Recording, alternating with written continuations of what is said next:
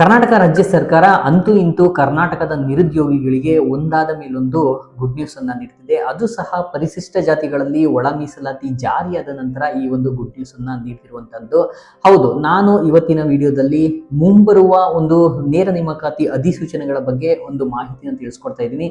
ಅದೇನು ಅಂತ ನೀವು ತಿಳ್ಕೊಳ್ಳೋಕ್ಕೂ ಮೊದಲು ನೀವಿನ್ನು ನಮ್ಮ ಚಾನಲ್ ನಮ್ಮ ಗುರುಕುಲ ಯೂಟ್ಯೂಬ್ ಚಾನಲ್ ನ ಸಬ್ಸ್ಕ್ರೈಬ್ ಮಾಡಿಲ್ಲ ಅಂದ್ರೆ ಸಬ್ಸ್ಕ್ರೈಬ್ ಮಾಡ್ಕೊ ಬನ್ನಿ.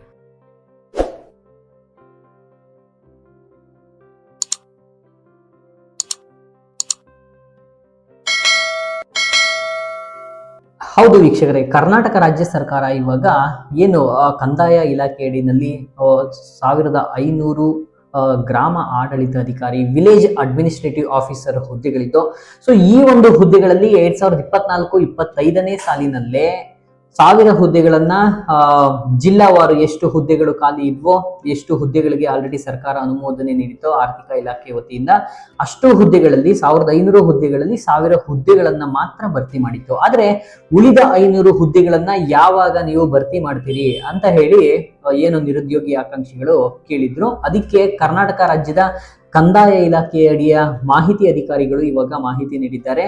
ಇನ್ನುಳಿದ 500 ಹುದ್ದೆಗಳನ್ನ ಜಿಲ್ಲಾವಾರು ಯಾವ್ಯಾವ ಜಿಲ್ಲೆನಲ್ಲಿ ಎಷ್ಟು VAO ಹುದ್ದೆಗಳಿದಾವೋ, ವಿಲೇಜ್ ಅಡ್ಮಿನಿಸ್ಟ್ರೇಟಿವ್ ಆಫೀಸರ್ ಹುದ್ದೆಗಳಿದಾವೋ, ಆ ಒಂದು ಹುದ್ದೆಗಳನ್ನ ಆರ್ಥಿಕ ಇಲಾಖೆಯ ಒಂದು ಒಪ್ಪಿಗೆ ಆಲ್ರೆಡಿ ಸಿಕ್ಕಿದೆ. ಆದರೆ ಸದ್ಯದಲ್ಲೇನೆ ಇವಾಗ ಮುಂಬರುವ ದಿನಗಳಲ್ಲಿ ನೇಮಕಾತಿ ಮಾಡಲಿಕ್ಕೆ, ಅಂದ್ರೆ ಮುಂದಿನ ನವೆಂಬರ್ ಅಥವಾ ಡಿಸೆಂಬರ್ನೊಳಗೆ ಈ ಒಂದು ಹುದ್ದೆಗಳಿಗೂ ಸಹ ನೇಮಕಾತಿ ಅಧಿಸೂಚನೆ ಹೊರಬೀಳದಿದೆ ಅಂತ ಹೇಳಿ ಮಾಹಿತಿ ಸಿಕ್ಕಿದೆ.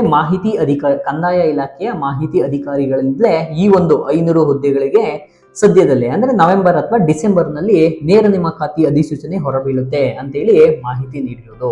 ಯಾಕಂತ ಹೇಳಿದ್ರೆ ಆಲ್ರೆಡಿ 1500 ಹುದ್ದೆಗೆ ಆರ್ಥಿಕ ಇಲಾಖೆ ಒಂದು ಒಪ್ಪಿಗೆ ನೀಡಿತ್ತು. ಆದ್ರೆ 1000 ಹುದ್ದೆಗಳನ್ನು ಮಾತ್ರ ನೇಮಕಾತಿ ಮಾಡಲಿಕ್ಕೆ ಒಂದು ಅಧಿಸೂಚನೆಯನ್ನು ಹೊರಡಿಸಿ ನೇಮಕಾತಿ ಪ್ರಕ್ರಿಯೆ ಕೈಗೊಂಡು ಆ ಒಂದು ಪ್ರಕ್ರಿಯೆಗಳನ್ನ ಪೂರ್ಣಗೊಳಿಸಿದೆ. ಸೊ ಇವಾಗ ಈ 500 ಹುದ್ದೆಗಳನ್ನ ಉಳಿಕೆ ಮೂಲ ವೃಂದದಡಿ ಹಾಗೇನೆ ಕಲ್ಯಾಣ ಕರ್ನಾಟಕ ಸ್ಥಳೀಯ ವೃಂದದಡಿ ಎಷ್ಟು ಹುದ್ದೆಗಳು ಬರುತ್ತೋ ಅದನ್ನೆಲ್ಲ ನೋಡ್ಕೊಂಡು ಸದ್ಯದಲ್ಲೇ ಬಿಡುಗಡೆ ಮಾಡ್ತಾರೆ. ಅದ್ರ ಜೊತೆಗೆ ಇನ್ನೊಂದು ವಿಷಯ ಏನಪ್ಪಾ ಅಂತ ಹೇಳಿದ್ರೆ, ಸದ್ಯದಲ್ಲೇ 2000ಕ್ಕೂ ಹೆಚ್ಚು KSRP, SRPC ಕರ್ನಾಟಕ ರಾಜ್ಯ ರಿಸರ್ವ್ ಪೊಲೀಸ್ ಮತ್ತೆ ವಿಶೇಷ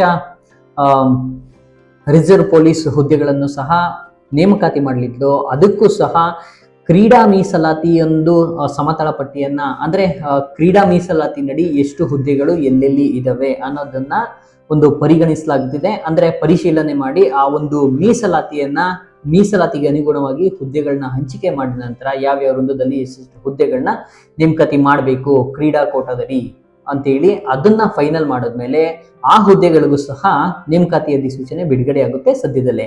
ಆದ್ರೆ ಈ 2 ಹುದ್ದೆಗಳಿಗೂ KSRP, SRPC ಕಾನ್ಸ್ಟೇಬಲ್ ಹುದ್ದೆಗಳು ಹಾಗೇನೆ VAO ಹುದ್ದೆಗಳು, ಈ 2 ಹುದ್ದೆಗಳಿಗೂ ಸಹ PUC ಆದವರು ಅರ್ಜಿ ಸಲ್ಲಿಸಲಿಕ್ಕೆ ಅರ್ಹರಾಗಿರ್ತಾರೆ. ಆದ್ರಿಂದ ಮುಂದಿನ ದಿನಗಳಲ್ಲಿ ಈ 2 ಹುದ್ದೆಗಳಿಗೂ ಸಹ ನೇರ ನೇಮಕಾತಿ ಅಧಿಸೂಚನೆ ಹೊರಬೀಳುತ್ತೆ. ಸೊ ಅದರಿಂದ ಯಾರೆಲ್ಲ ನಿರುದ್ಯೋಗಿಗಳಿದ್ರು, ಅದರಲ್ಲೂ ಸಹ ನಾವು ಸರ್ಕಾರಿ ಹುದ್ದೆಗಳಿಗೆ ಸೇರ್ಬೇಕು ಅನ್ಕೊಂಡಿದ್ರು, ಅವರು ಈಗಲಿಂದಲೇ ಈ 2 ಹುದ್ದೆಗಳಿಗೂ ಸಹ ಪರೀಕ್ಷೆಗೆ ಬೇಕಾದಂತಹ ಸಿದ್ಧತೆಯನ್ನ ಮಾಡ್ಕೊಳ್ಳಿ. ಆದ್ರೆ KSRP, SRPC ಹುದ್ದೆಗಳಿಗೆ PST, PET ಪರೀಕ್ಷೆಗಳು ಸಹ ಇದ್ದು, ಆ ಒಂದು ಹುದ್ದೆಗಳಿಗೆ ಬೇಕಾದ ದೈಹಿಕ ತಯಾರಿಯನ್ನು ಸಹ ನೀವು ಮಾಡ್ಕೊಳ್ಳಿ ಅಂತೇಳಿ ಆ ಒಂದು ಹುದ್ದೆಗಳಿಗೆ ಅರ್ಜಿ ಸಲ್ಲಿಸೋರ್ಗು ಸಹ ಈಗಲೇ ನಾನು ಆಲ್ ದ ಬೆಸ್ಟ್ ಅಂತ ಹೇಳ್ತೀನಿ. ಹಾಗೇನೆ ಈ VAO ಹುದ್ದೆಗಳಿಗೆ ಬಂದಾಗ ಇಲ್ಲಿ ಈ 2 ಪರೀಕ್ಷೆಗಳಿಗೂ ಸಹ ಸ್ಪರ್ಧಾತ್ಮಕ ಪರೀಕ್ಷೆ ಇದ್ದೇ ಇರುತ್ತೆ. ನಾನು VAO ಹುದ್ದೆಗೆ ವಿಶೇಷವಾಗಿ ನೇಮಕಾತಿ ಪ್ರಕ್ರಿಯೆ ಅಂದ್ರೆ ಪರೀಕ್ಷೆಗಳು ಯಾವೆಲ್ಲ ಇರುತ್ತೆ, ಎಷ್ಟು ಅಂಕಗಳಿಗೆ ಅನ್ನೋದನ್ನ ಮತ್ತೊಂದು ವಿಡಿಯೋದಲ್ಲಿ ಹೇಳಿರ್ತೀನಿ. ಅದನ್ನ ಅಪ್ಲೋಡ್ ಸಹ ಮಾಡಿರ್ತೀನಿ ನಾನು, ಅಲ್ಲಿ ನೀವು ತಿಳ್ಕೊಬಹುದು. ಆದರೆ ನಾನು ಅರ್ಹತೆಗಳೇನು VAO ಹುದ್ದೆಗಳಿಗೆ ಅನ್ನೋದನ್ನ ಮಾತ್ರ ನಾನು ಈ ವಿಡಿಯೋದಲ್ಲಿ ಕಂಟಿನ್ಯೂ ಆಗಿ ತಿಳಿಸ್ಕೊಡ್ತೀನಿ ಇದೇ ವಿಡಿಯೋದಲ್ಲಿ. So VAO village administrative officer ಹುದ್ದೆಗಳಿಗೆ ಮೊದಲೆಲ್ಲ VA ಅಂತ ಕರೀತಿದ್ರು, ವಿಲೇಜ್ ಅಕೌಂಟೆಂಟ್ ಅಂತ ಕರೀತಿದ್ರು. ಆದ್ರೆ ಇವಾಗ VAO ಅಂತೇಳಿ ಮರು ನಾಮಕರಣವನ್ನ ಮಾಡಲಾಗಿದೆ. ಸೊ ಇನ್ನು ಈ VAO ಹುದ್ದೆಗಳಿಗೆ ದ್ವಿತೀಯ PUC ಅಥವಾ ತತ್ಸಮಾನ ವಿದ್ಯಾರ್ಹತೆ ಹೊಂದಿರೋರು ಅರ್ಜಿನ ಸಲ್ಲಿಸಬಹುದು, ಅಥವಾ CBSE, ICSE ಅಥವಾ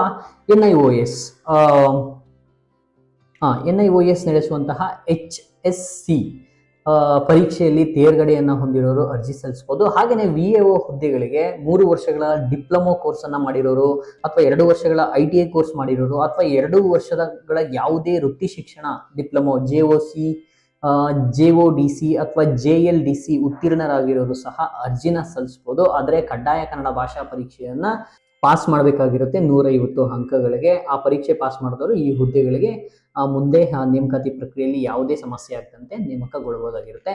ಇನ್ನು ವಯೋಮಿತಿ ಅರ್ಹತೆಗೆ ಬಂದಾಗ ಈ ಒಂದು ಹುದ್ದೆಗಳಿಗೆ ಸಾಮಾನ್ಯವಾಗಿ 35 ವರ್ಷ ಜನರಲ್ ಕ್ಯಾಟಗರಿಯವರಿಗೆ, 38 ವರ್ಷ OBC ಅವರಿಗೆ, SC ST ಪ್ರವರ್ಗ 1 ಅಭ್ಯರ್ಥಿಗಳಿಗೆ 40 ವರ್ಷ ವಯೋಮಿತಿ ಗರಿಷ್ಠ ವಯೋಮಿತಿಯನ್ನು ನಿಗದಿ ಮಾಡಲಾಗಿರುತ್ತೆ. ಕರ್ನಾಟಕದ ನಾಗರಿಕ ಸೇವಾ ಹುದ್ದೆಗಳಿಗೆ ಎಲ್ಲದಕ್ಕೂ ಸಹ ಸಾಮಾನ್ಯವಾಗಿ ಆಲ್ಮೋಸ್ಟ್ ಆಲ್ ಎಲ್ಲ ಹುದ್ದೆಗಳಿಗೂ.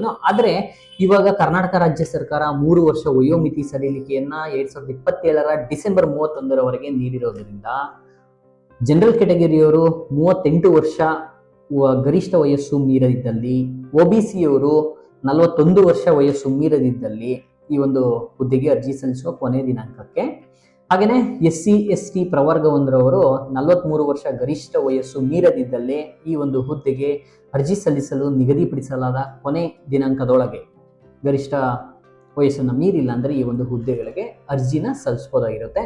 ಸೊ ಇನ್ನು ಈ ಒಂದು ಹುದ್ದೆಗಳು ಗ್ರೂಪ್ C ನಾಗರಿಕ ಸೇವಾ ಹುದ್ದೆಗಳಾಗಿರ್ತವೆ. ಆದ್ದರಿಂದ ಈ ಒಂದು ಹುದ್ದೆಗಳಿಗೆ VAO ಹುದ್ದೆಗಳಿಗೆ ವೇತನ ಶ್ರೇಣಿ ಎಷ್ಟು ಅಂತ ನೋಡೋದಾದಲ್ಲಿ 21,400ರಿಂದ 42,000 ವೇತನ ಶ್ರೇಣಿ ಇರುತ್ತೆ. ಇದು ಪಿಂಚಣಿ ರಹಿತ NPSಗೆ ಒಳಪಡುತ್ತೆ. ಪಿಂಚಣಿ ಸೌಲಭ್ಯ ಈ ರೀತಿ ಇರುತ್ತೆ. ಇದು ಪಿಂಚಣಿ ಸೌಲಭ್ಯದ ಮಾಹಿತಿಗೆ ಸಂಬಂಧಪಟ್ಟಂತೆ ಈ ಒಂದು ಮಾಹಿತಿ ನಿಮಗೆ ತಿಳಿದಿರಲಿ. ಸಾಮಾನ್ಯವಾಗಿ ಈ ಒಂದು ಹುದ್ದೆಗಳಿಗೆ ಜನರಲ್ ಕ್ಯಾಟಗರಿ ಹಾಗೆ OBC ಅಭ್ಯರ್ಥಿಗಳಿಗೆ 750 ರೂಪಾಯಿ ಒಂದು ಅರ್ಜಿ ಶುಲ್ಕ ಇರುತ್ತೆ. ಹಾಗೆಯೇ SC ST ಪ್ರವರ್ಗ 1 ವರ್ಗದ ಅಭ್ಯರ್ಥಿಗಳಿಗೆ 500 ರೂಪಾಯಿ ಅರ್ಜಿ ಶುಲ್ಕವನ್ನ ನಿಗದಿ ಮಾಡಲಾಗಿರುತ್ತೆ. ಇದಿಷ್ಟು ಹಿಂದಿನ ವಿಡಿಯೋದ ಮಾಹಿತಿಯಾಗಿತ್ತು. ಮುಂಬರುವ ಒಂದು ನೇಮಕಾತಿ ಅಧಿಸೂಚನೆಗಳ ಪೈಕಿ VAO ಹುದ್ದೆಗಳಿಗೆ ಹಾಗೆಯೇ KSRP SRPC ಕಾನ್ಸ್ಟೇಬಲ್ ಹುದ್ದೆಗಳಿಗೆ ಸದ್ಯದಲ್ಲೇ ನೋಟಿಫಿಕೇಶನ್ ಹೊರಬೀಳಲಿದೆ. ಯಾರು ನಿರುದ್ಯೋಗಿಗಳಿದ್ದೀರೋ ಅದರಲ್ಲೂ ಸಹ ಸರ್ಕಾರಿ ಉದ್ಯೋಗ ಆಕಾಂಕ್ಷಿಗಳು ಈಗಿನಿಂದಲೇ ನಿಮ್ಮ ತಯಾರಿಯನ್ನ ನಡೆಸ್ಕೊಳ್ಳಿ ಅಂತ ಹೇಳ್ತಾ ಈ ಒಂದು ವಿಡಿಯೋನ ಇಲ್ಲಿಗೆ ಮುಕ್ತಾಯ ಮಾಡ್ತೀನಿ. ಮತ್ತೊಂದು ವಿಡಿಯೋದಲ್ಲಿ ಮತ್ತೊಂದು ಸರ್ಕಾರಿ ಹುದ್ದೆ ಅಥವಾ ಶಿಕ್ಷಣ ಮಾಹಿತಿಯೊಂದಿಗೆ ನಾನು ನಿಮ್ಮ ಮುಂದೆ ಬರ್ತೀನಿ. ನೋಡ್ತಾ ಇರಿ ನಮ್ಮ ಗುರುಕುಲ ಯೂಟ್ಯೂಬ್ ಚಾನಲ್. ಸಬ್ಸ್ಕ್ರೈಬ್ ಮಾಡಿ, ನಿಮ್ಮ ಅನಿಸಿಕೆ ಅಭಿಪ್ರಾಯಗಳನ್ನು ಕಮೆಂಟ್ ಮಾಡಿ, ಲೈಕ್ ಮಾಡಿ. ಧನ್ಯವಾದಗಳು.